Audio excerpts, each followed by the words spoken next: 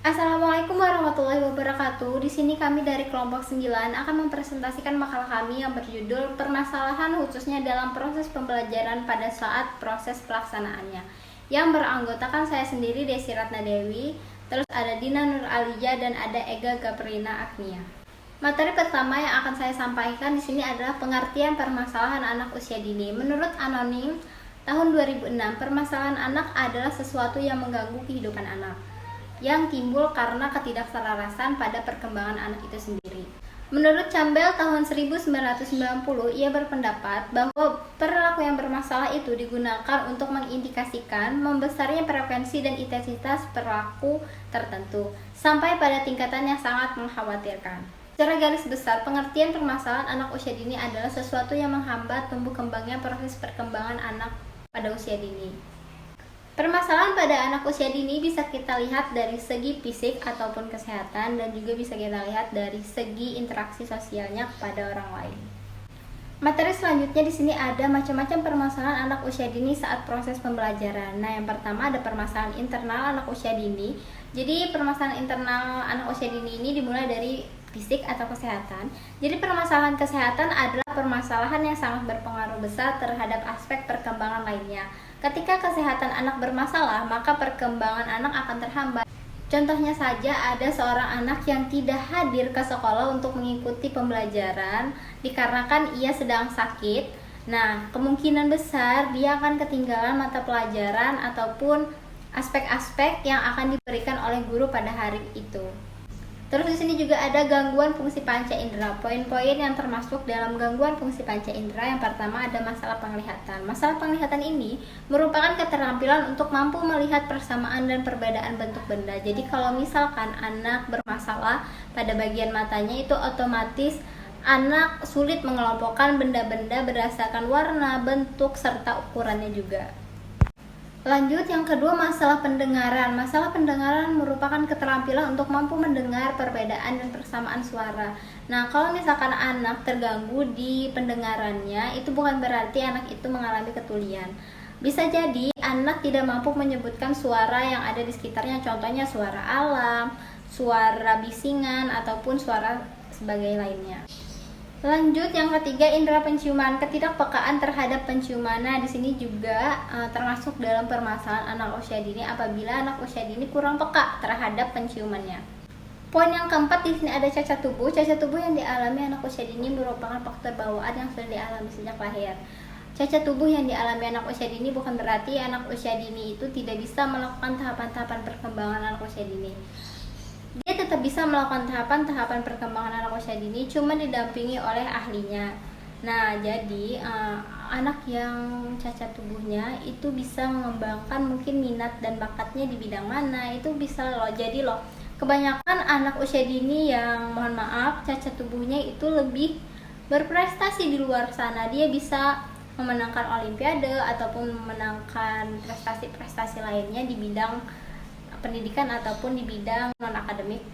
Lanjut, yang kelima ada kegemukan atau obesitas. Anak yang mengalami obesitas menjadi sangat terbatas ruang geraknya yang ia miliki karena harus menopang berat tubuhnya. Ya, benar sekali. Karena anak yang mohon maaf gemuk, terlalu gemuk ataupun obesitas itu sulit bergerak kemana-mana. Kalau misalkan ada pelajaran senam ataupun misalkan gerak dan lagu, itu otomatis anak yang memiliki obesitas itu kurang bergerak dan ruang geraknya itu sangat sempit sekali. Poin yang keenam, gangguan gerak peniruan, adalah anak yang tidak bisa menirukan gerakan yang dicontohkan oleh gurunya. Dan ini juga ia akan merasa cemas ketika gurunya memerintahkan anak tersebut untuk mengikuti gerakan gurunya. Permasalahan yang sering terjadi pada anak usia dini adalah anak kesulitan melakukan gerakan-gerakan tertentu seperti berguling, berlari, melempar, menangkap, bahkan senam. Di sini saya akan melanjutkan pembahasan dari Desi, yaitu B, gangguan berbahasa. Berbahasa merupakan keterampilan dalam mendengar, berbicara, membaca, dan menulis. Dalam hal keterampilan yang diutamakan adalah mendengar dan berbicara. Masalah berbahasa yang dialami anak usia dini berawal dari ketidakmampuan mendengar dan memahami bahasa lisan yang diucapkan orang-orang di sekitarnya. Adapun beberapa gangguan berbahasa Yang pertama ada speech delay yang disebabkan karena pemberian makan dengan tekstur yang tidak sesuai. Yang kedua ada gagap atau stuttering disebabkan karena anak sering dibentak, dimarahi, dan sering membiasakan anak menjawab pertanyaan dengan potongan kata. Yang ketiga ada cadel disebabkan karena orang di sekitarnya berbicara yang tidak sesuai dengan kata sebenarnya. Selanjutnya ada C, kidal.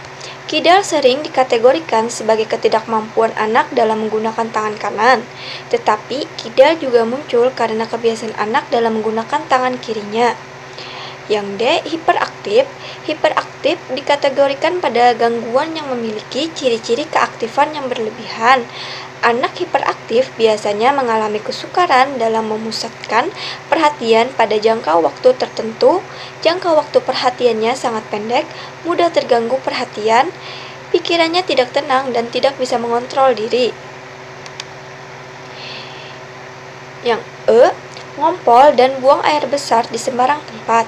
Ngompol dianggap gangguan jika anak sudah berusia lebih dari 3 tahun. F, gangguan kesehatan atau penyakit.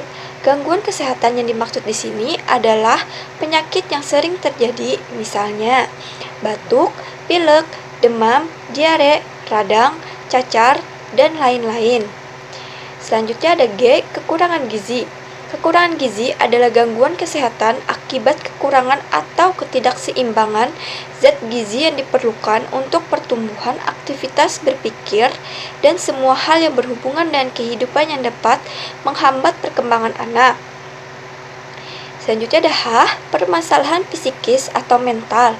Permasalahan psikis anak terkait dengan kemampuan psikologis yang dimilikinya atau ketidakmampuan mengekspresikan dirinya dalam kondisi yang tidak normal.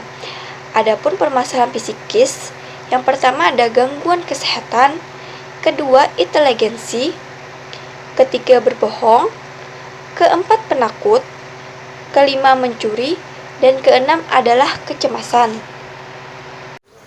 Selanjutnya saya akan menjelaskan permasalahan eksternal anak usia dini. Perkembangan sosial anak usia dini itu berhubungan dengan kemampuan anak dalam berinteraksi dengan teman sebaya, orang dewasa, atau lingkungan pergaulan yang bebas. Nah, jadi di sini ada beberapa permasalahan eksternal anak usia dini. Yang pertama, tingkah laku agresif. Tingkah laku agresif merupakan tingkah laku yang menyerang baik secara fisik maupun verbal, atau juga dapat berupa ancaman yang disebabkan karena adanya rasa permusuhan. Yang kedua, daya saing yang kurang. Anak yang memiliki daya saing yang kurang cenderung tidak mau bergaul dan beradaptasi dengan lingkungannya. Daya saing yang kurang diakibatkan oleh ruang lingkup anak yang masih terbatas pada situasi rumah dan sekolah. Yang ketiga, pemalu. Sifat pemalu akan menjadi masalah yang cukup serius karena akan menghambat kehidupan anak, misalnya dalam pergaulan, pertumbuhan, harga diri belajar, dan penyesuaian diri anak untuk kedepannya. Yang keempat, manja. Anak yang manja biasanya merupakan cerminan dari didikan orang tua anaknya yang selalu ingin dilayani. Jadi, anak yang manja akan selalu dilayani semua kebutuhannya, maka ia akan berubah menjadi anak yang manja di kemudian hari. Dalam hal ini, seharusnya orang tua bisa melatih anak untuk melakukan aktivitas sendiri, memberikan kesempatan dan penghargaan atas apa yang ia kerjakan selama ini. Selanjutnya ada pembangkangan. Reaksi anak berupa pelanggaran terhadap aturan-aturan yang ada. Pada umumnya, setiap anak pasti akan mengalami masa pembangkangan. Nah, untuk masa pembangkangan ini akan berakhir tergantung dari pola didik orang tua anak tersebut. Selanjutnya ada perilaku berkuasa. Jadi, perilaku berkuasa wujudnya anak suka meminta, memerintah, mengancam, dan memaksa teman sebayanya untuk melakukan apa yang dia katakan. Terakhir ada perilaku merusak. Pada umumnya, anak yang berperilaku merusak, ia akan membanting dan melemparkan barang-barang yang ada di sekitarnya apabila orang-orang yang ada di sekitarnya tidak mau mengikuti apa yang dia inginkan. Nah, yang terakhir kesimpulan dari presentasi kelompok kami pada hari ini yaitu pengertian permasalahan anak usia dini merupakan sesuatu yang mengganggu kehidupan anak yang timbul karena ketidakselarasan pada perkembangannya. Yang kedua, macam-macam permasalahan anak usia dini.